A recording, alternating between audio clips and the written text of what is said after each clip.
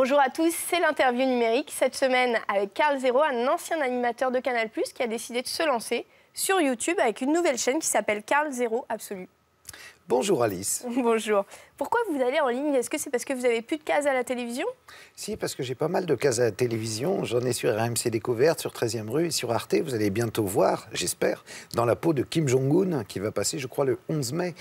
Et là, récemment, ils ont passé aussi le film qu'on a fait sur Charles Trenet, L'ombre au tableau, que vous n'avez pas manqué, j'espère, Alice. Non, ça n'a rien à voir. En fait, c'est il y a 3 ans, YouTube, vous vous souvenez, ils proposaient de l'argent pour faire des chaînes à différents acteurs. Et vous avez été contacté à ce moment-là? Voilà, ils m'ont dit, est-ce que tu veux venir? Et ils proposaient, je crois que c'était 1 million, et j'aurais dû accepter. Vous avez dit non à l'époque? Oui, j'ai dit non.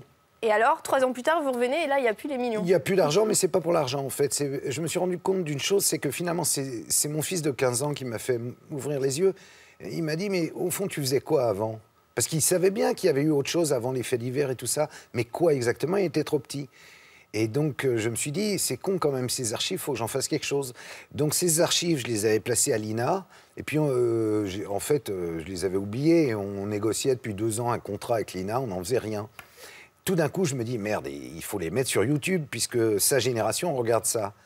Donc, voilà, on a décidé avec Pierre-Antoine Capton de monter une petite structure qu'on a appelée la Mondiale de Production, et on a dit, on va faire Karl Zéro Absolu. Pourquoi Absolu? Parce que zéro absolu, moins 273 degrés, la température à laquelle les cassettes étaient conservées à l'INA. Pierre-Antoine Capton, c'est aussi le producteur sur France 5 de C'est à vous. C'est quoi votre modèle économique en ligne, du coup? Est-ce que vous vous payez? Est-ce que c'est YouTube qui vous paye? Est-ce que c'est la publicité, ce qu'on appelle les pré-rolls avant la diffusion de vos vidéos qui vous revient? On vient de débuter, donc pour l'instant, on n'a pas fait de business plan ni de modèle économique. On y va et puis on regarde, on apprend. Donc c'est 0 € pour vous? Pour nous, c'est 0 €, bien sûr. Il n'y a pas un sou, on ne fait pas ça pour l'argent, on fait ça pour se marrer. Par exemple, bon, là, on a mis une archive qui était l'interview de Pierrette Le Pen. Oui, d'ailleurs, c'est la vidéo qui a le plus marché, sauf que l'interview, elle date de 1998. 98, donc c'est une interview qui est tirée du vrai journal de l'époque. Et ce qui est amusant, c'est qu'on voit que finalement, ces archives, elles sont en résonance avec l'actualité. Et on l'a sortie, on ne savait pas que Le Pen allait recommencer le détail ou allait parler de l'Europe boréale et du monde blanc.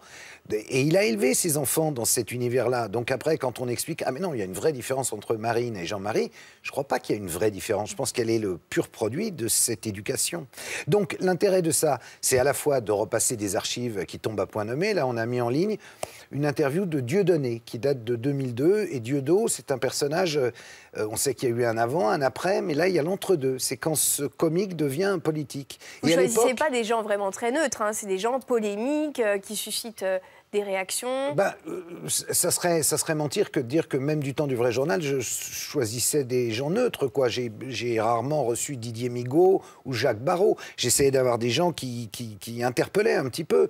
Donc sauf que là, vous avez une donnée différente, c'est-à-dire que ça va susciter des réactions très tranchées sur le web, que vous n'aviez peut-être pas du temps du vrai journal. Là, vous avez directement les commentaires qui vont vous dire quand même, vous exagérez de donner la parole à des personnes Bien sûr, mais ça c'est pas grave. À l'époque, il y avait le courrier, vous savez, il y avait la Poste qui marchait encore très bien. Un grand service public qui aujourd'hui est tombé en désuétude, mais qui envoyait... Je recevais beaucoup de lettres, soit de fans, soit de gens qui disaient « espèce de sombre con ». Bon, ça c'est normal, c'est la même chose. Et puis il y a les trolls, et puis il y a tout ça. Bon. Mais moi, ça fait que 10 jours que je fais ça, donc je découvre en même temps. Vous découvrez les trolls alors? Mais je découvre tout. Je risque de faire la dépression de Birenbaum, mais encore 10 jours et je suis mort, moi. Ça y est, vous êtes addict. Comment ça s'est passé exactement, cette arrivée sur les réseaux sociaux et sur les plateformes? Comme j'avais pas de Facebook, pour ainsi dire pas de Twitter, parce que j'avais dû faire... J'avais un Twitter, mais j'avais fait 3 tweets en 3 ans. Donc, je me suis rajouté Instagram, j'ai créé le Facebook. Et puis, maintenant, on m'a montré différentes petites applis qui me permettent de balancer sur Instagram, les réseaux, tout en même temps. Et je le fais. C'est qui, on? Alors j'ai plein de parrains extraordinaires que j'ai rencontrés il y a longtemps. En fait, quand j'ai été viré de Canal en 2006, j'avais décidé de faire Internet. Donc j'avais à la fois lancé... Faire Internet? Non, parce qu'on me proposait des trucs... Faire une émission, vous voulez dire, sur Internet? Et aussi, j'avais le Web de Zéro, qui était un site c'était un petit YouTube, quoi. Mais plutôt, genre, on va dire altermondialiste, politique, avec des docs historiques et tout.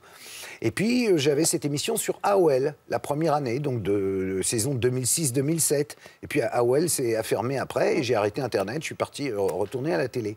Mais j'avais quand même conservé plein d'amis chez les blogueurs, chez les influenceurs. Et donc, ce sont ces blogueurs, ces influenceurs qui ont commencé, eux, vraiment très tôt, qui me donnent des conseils et qui m'entourent. Puis, j'ai une équipe autour de moi qu'on a constituée au sein de notre mondial de production. Si on regarde le classement des vidéos les plus vues sur YouTube, en tout cas en France en 2014, on voit que sur le podium, il y a Norman, Cyprien et Petit Ours Brun. Alors, comment vous comptez rivaliser avec ces 3 têtes d'affiche? Je ne peux pas rivaliser parce que Norman, Cyprien et Petit Ours Brun, c'est l'équivalent de Gulli. Moi, c'est pour un public un peu plus âgé. Alors, ça veut dire aussi que ça recourt, en tout cas pour Norman et Cyprien, sur des codes narratifs, des constructions de vidéos qui sont peut-être pas ceux de, excusez-moi, de la vieille télévision. Bien sûr, mais c'est bien qu'il y ait un ancien. C'est toujours bien qu'il y ait un ancien. Or, l'ancien, aujourd'hui, sur Internet, c'est Dieudo.